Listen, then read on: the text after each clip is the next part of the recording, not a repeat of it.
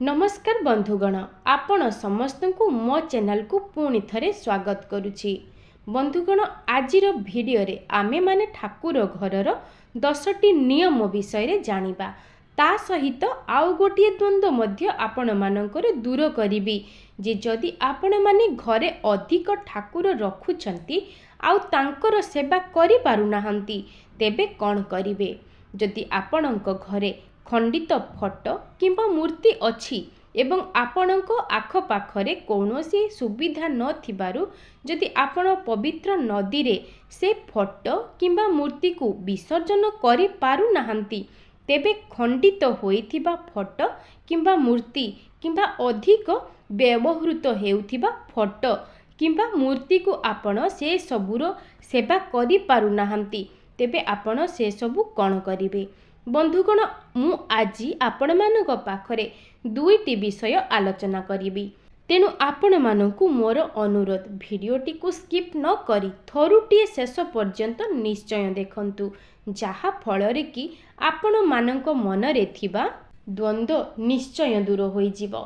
तो बंधुगण, चलंतु आउ बेसी डेरी न करी आजिर एही भिडियो को आरंभ करिबा। बंधुगण, मने रखंतु, ठाकुर घर हेउछि आम घरर गोटिए पवित्र जागा अटे, जेउठारे कि आमे आमर गुहारी आम ठाकुर मानकु जणेई थाउ। ठाकुर माने आम घरे रही आमर मंगल कामना करंती। आमे सेमानकु यथाचित सेवा करिबा दरकार। किछि लोकंक घरे मूर्ति तो रखी दियंती किंतु अन्न भोग करि न थांती एवं विशेष करी पूजा मध्य भल भाबरे करि पारि न थांती। बंधुगण, जदि ठाकुरंकु आपण सठिक भाबरे पूजा पाठ न करंती तेबे आपणक घरे हेउथिबा वास्तु दोष किंबा घरे जहा भी किछि नकारात्मक कार्य सबु होई थाए से सबु आपणकर भूल व्यवस्था भूल बंदोबस्त जगु केवल होई थाए। मु आज आपण मानंकु ठाकुर घरर 10टी नियम जणाइबी। गोटी गोटी करी आपण माने ध्यानर सह एहाकु शुणंतु। जदि आपण मानंक घरे किछि भी भूल करि देउछंती आपण ठाकुर घर को नहीं तेबे एहाकु तुरंत सजाड़ी दियंतु। ठाकुर घरर वास्तु मध्य आपणक पय नित्यंत आवश्यक अटे। तेणु मु आपण मानंकु अनुरोध करुछि जे ठाकुर हेउछंती आमर इष्ट देवता, आम घरे रही आमर मंगल कामना करंती तेबे आमे सेमानंक पय काहेकि नियम को न मानिबा, काहेकि सेमानंकर ठीक रूपे स्थापन न करिबा। तो चलंतु गोटी गोटी करी नियम आज मु आपण मानंकु जणेबी। ता आगरु आपण मानंकु अनुरोध करुछि भिडियो को गोटे लाइक करि दियंतु एवं जेउ माने मो चैनल रे नुवा करी आसीचंती चैनल टी को सब्सक्राइब करी पाखरे थिबा बेल आइकन टी को मध्य क्लिक करि दियंतु एवं कमेंट बॉक्स रे जय मां लक्ष्मी निश्चय लिखि दियंतु। तो बंधुगण, प्रथम नियमटी हेउछि जदि निज घरर ठाकुर घर को आपण स्थापना करूछंती तेबे मने रखंतु आपणकर मुह पूर्व दिग को हेबो एवं ठाकुरंक मुह पश्चिम दिग को हेबो एवं सेही कोणटी पूर्व उत्तर कोण होइथिबो। उत्तर पूर्व कोण रे ठाकुरंकु स्थापना करिवे। ठाकुरंक मुह हेबो पश्चिम पटे एवं आपणंक मुह थिबो पूर्व पटे, जहा कि पूजा करिबा समय रे आज्ञा दीपर मुह सदा सर्वदा पूर्व आड़े होई रहिथिबो। बंधुगण, एहा थिला प्रथम नियम। मने रखंतु ठाकुरंक स्थापनार नियम। जदि आपणकु लागुछि आपणक घरे मध्य ठाकुरंक स्थापना ठीक भाबरे होई नाही तेबे आपण एहाकु यथा संभव ठीक स्थान रे स्थापना करि नियंतु। एथिरे आपणकर ही मंगल हेबो। पूजा करिबा समय रे आपणकर मुख जदि उत्तर किंबा पूर्व होई थाए तेबे आपणकर मनस्कामना पूर्ण हेबो एवं आपणक घरर उन्नति मध्य हेबो। बंधुगण, एबे आसंतु जानिबा द्वितीय नियम विषय रे। आज्ञा आपणक घरे ठाकुर घर को सबु बेले शनिवार दिन ही सफा करंतु। सफा करि सारिबा परे आउ जेते बेले भी सफा करूछंती जेउ पानीटी आपण व्यवहार करूछंती सेही पानी रे अल्प किछि गंगा जल को मिसेई आपण व्यवहार करंतु। आज्ञा सफा करि सारिबा परे गोटे कर्पूर निश्चय जलाई दियंतु एवं तापरे आपण पूजा आरंभ करंतु। ଏହା ଥିଲା ଦ୍ୱିତୀୟ ନିୟମ। ଏବେ ଜାଣିବା ତୃତୀୟ ନିୟମ ବିଷୟରେ। ବନ୍ଧୁଗଣ, ଠାକୁର ଘରେ ସଦାସର୍ବଦା ଗୋଟିଏ ତମ୍ବା ପାତ୍ରରେ ଜଳ ପୂର୍ଣ୍ଣ କରି ସେଥିରେ କିଛି ଗଙ୍ଗା ଜଳକୁ ମିଶାଇ ଠାକୁର ଘରର ଉତ୍ତର ପୂର୍ବ କୋଣରେ ରଖନ୍ତୁ, ଯାହା ଆପଣଙ୍କ ଘରର ଧନ ଧାନ୍ୟରେ ପରିପୂର୍ଣ୍ଣ କରାଇବ। ଠାକୁର ଘରେ କେବେ ବି ଜଳର ପାତ୍ରକୁ ଖାଲି ରଖନ୍ତୁ ନାହିଁ। ବନ୍ଧୁଗଣ, ଚତୁର୍ଥ ନିୟମଟି ହେଉଛି ଠାକୁର ଘରେ ଥିବା ଫଟୋ କି ମୂର୍ତ୍ତିକୁ ସଦାସର୍ବଦା ସଫାସୁତୁରା ରଖନ୍ତୁ, ଯାହାକି ଶନିବାର ଦିନ କରିବେ। ଆପଣ ଚନ୍ଦନ ସିନ୍ଦୁର ଯେପରି ବି ଅର୍ପଣ କରନ୍ତୁ ନା କାହିଁକି, ଶନିବାର ଦିନ ନିଶ୍ଚୟ ସଫାସୁତୁରା କରିବେ। ଏବଂ ପ୍ରତ୍ୟେକ ଦିନ ସନ୍ଧ୍ୟା ସମୟରେ ଠାକୁରଙ୍କୁ ସକାଳୁ ଚଢ଼ା ଯାଇଥିବା ଫୁଲ ସନ୍ଧ୍ୟା ସମୟରେ ବାହାର କରିନିଅନ୍ତୁ। ବନ୍ଧୁଗଣ, ପଞ୍ଚମ ନିୟମଟି ହେଉଛି ଠାକୁର ଘରର ଦୀପକୁ ଯେତେବେଳେ ଆପଣ ଜଳାଉଛନ୍ତି ସଦାସର୍ବଦା ଦୀପକୁ ଭଲ ଭାବରେ ସଫା କରି ଜଳାନ୍ତୁ, ଯେମିତିକି ପୂର୍ବରୁ ଜଳା ଯାଇଥିବା ସଳିତାର ପାଉଁଶ କି କଳା ଲାଗିନଥାଏ।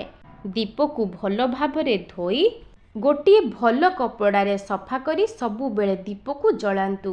ଏବଂ ଠାକୁରଙ୍କ ପାଖରେ ଯେଉଁ ଧୂପକାଠି ଲଗାଉଛନ୍ତି, ପୂଜା କରିବା ପୂର୍ବରୁ ଧୂପର ପାଉଁଶ ଏବଂ ବଳିଯାଇଥିବା କାଠିକୁ ପ୍ରତ୍ୟେକ ଦିନ ସଫା କରିଦିଅନ୍ତୁ। ଏସବୁକୁ ଧ୍ୟାନ ଦେଲେ ଆପଣଙ୍କ ଘରେ ଥିବା ଋଣ କରଜର ସମସ୍ୟା ଦେଖାଯାଇନଥାଏ। ଯେଉଁ ଦୀପକୁ ଜଳାଉଛନ୍ତି, ଯଦି ଆପଣ ତାକୁ ଭଲ ଭାବରେ ସଫା ନ କରି ପୁଣି ଥରେ ଜଳାଇ ଦେବେ, ଠାକୁର ଆପଣଙ୍କ ପୂଜାକୁ ଗ୍ରହଣ କରିବେ ନାହିଁ। ଏପରି କରିବା ଦ୍ୱାରା ଘରୁ ମା ଲକ୍ଷ୍ମୀ ମଧ୍ୟ ସବୁଦିନ ପାଇଁ ଚାଲିଯାଆନ୍ତି। ଠାକୁରଙ୍କ ପୂଜା କରିବା ପୂର୍ବରୁ ପ୍ରତ୍ୟେକଟି ଜିନିଷ ଭଲ ଭାବରେ ସଫା କରି ପୂଜାରେ ବ୍ୟବହାର କରନ୍ତୁ।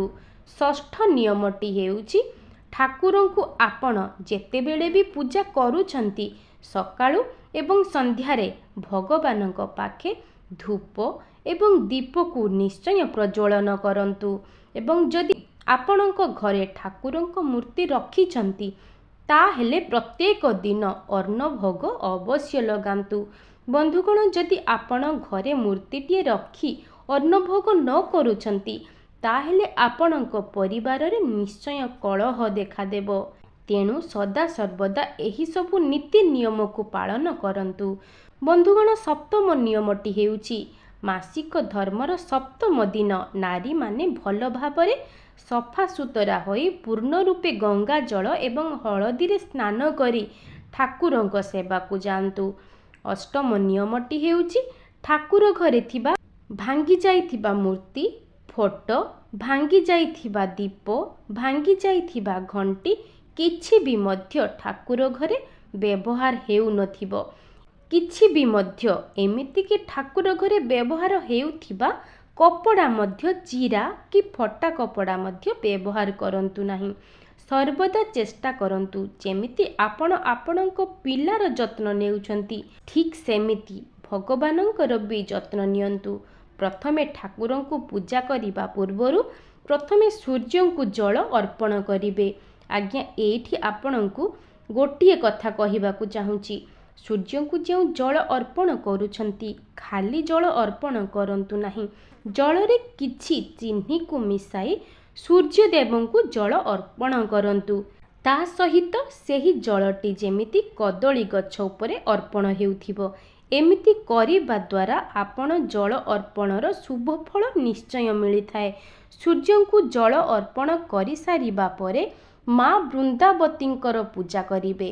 ବୃନ୍ଦାବତୀଙ୍କୁ ପୂଜା କରିବା ସମୟରେ ମାଙ୍କୁ ଧୂପ ଦୀପ ଅର୍ପଣ କରିବେ, ପ୍ରସାଦ ଚଢ଼େଇବେ, ତାପରେ ଯାଇ ଠାକୁରଙ୍କ ପୂଜା କରିବେ। ଏହା ହେଉଛି ପ୍ରତ୍ୟେକ ଦିନର ପୂଜା ନିୟମ ଅଟେ। ସୂର୍ଯ୍ୟ ପୂଜା, ତୁଳସୀ ପୂଜା ବିନା ଠାକୁର ପୂଜା କରାଯାଏନି।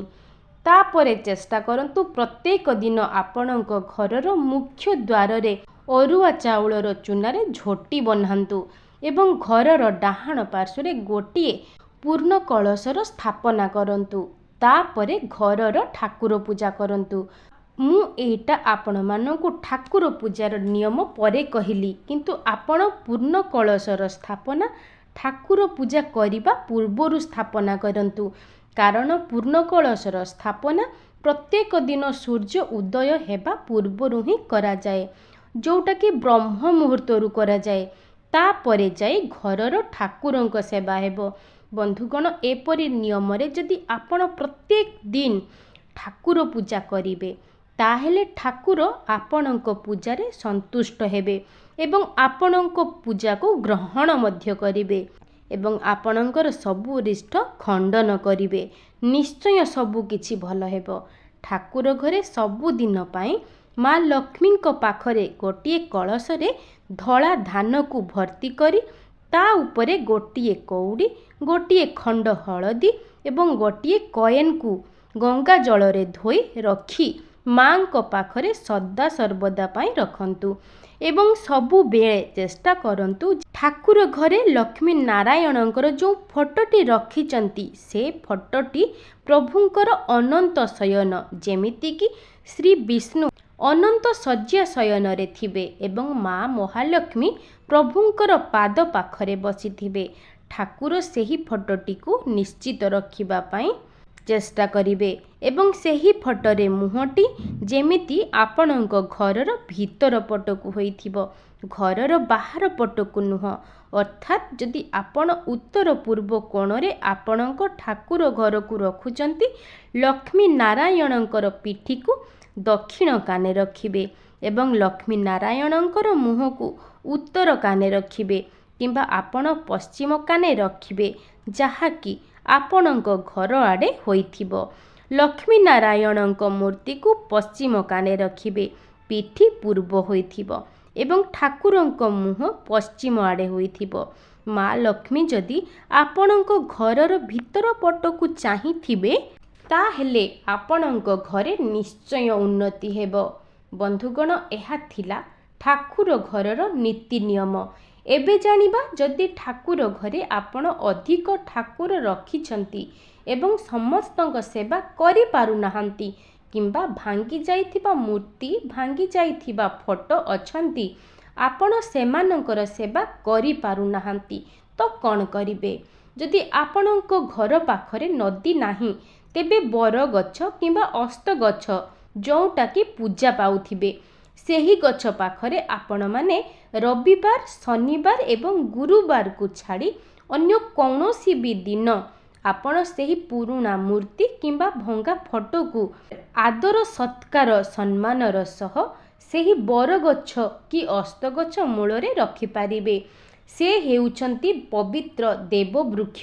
ତେଣୁ ଆପଣ ପ୍ରଭୁଙ୍କ ପାଖରେ ଭୁଲକୁ କ୍ଷମା ମାଗିବେ କି ମୁଁ ଆପଣଙ୍କର ସେବା କରିପାରୁନାହିଁ, ତେଣୁକରି ଆପଣଙ୍କୁ ଏହି ଜାଗାରେ ଆପଣଙ୍କୁ ରଖିଦେଲି, କୃପା କରି ମୋର ଅପରାଧକୁ କ୍ଷମା କରନ୍ତୁ, ଏହା କହି ରଖିବେ।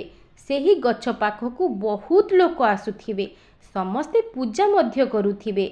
ସେହିଠାରେ ଆପଣ ରଖିଥିବା ଫଟୋ କିମ୍ବା ମୂର୍ତ୍ତି ମଧ୍ୟ ପୂଜା ପାଇପାରିବେ। ଏପରି କରିବା ଦ୍ୱାରା ଆପଣଙ୍କୁ ମଧ୍ୟ କ୍ଷମା ହୋଇଯିବ। ଯଦି ଆପଣମାନଙ୍କ ପାଖରେ ପବିତ୍ର ନଦୀ ନାହିଁ, ତେବେ ଏହି ଉପାୟ ଆପଣମାନେ କରିପାରନ୍ତି। ବନ୍ଧୁଗଣ, ଏହି ସବୁ ନିୟମ ଯଦି ଆପଣମାନେ ମାନିବେ, ତାହେଲେ ଆପଣମାନଙ୍କ ଘରେ ମଧ୍ୟ ନିଶ୍ଚୟ ଉନ୍ନତି ହେବ। ଆଜି ପାଇଁ ରହିଲି, ନମସ୍କାର।